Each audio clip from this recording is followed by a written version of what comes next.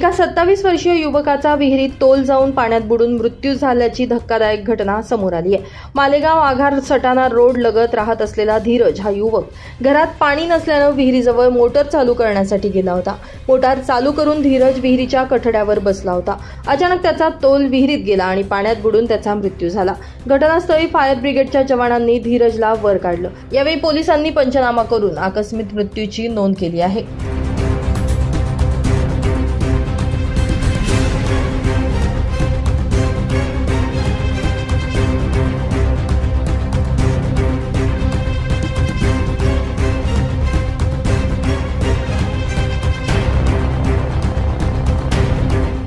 माझे नाव पप्पू पवार,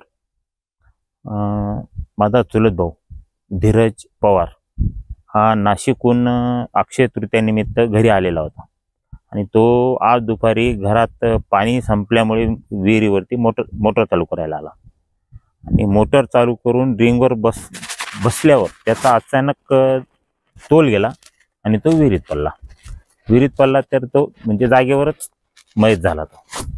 तो नाशिकला जॉबला असतो आणि सुट्टींसाठी तो घरी आलेला होता। त्याचं वय 27 वर्ष होतं आणि जवळजवळ आता लग्नाची तयारीच होती, म्हणजे जवळजवळ म्हणजे स्थळ वगैरे पाहणं आमचं चालू झालेलं होतं। घटना झाल्यावर आम्ही लगेच भुसे साहेबांना ब्युरो रिपोर्ट नाशिक माझा न्यूज मालेगाव।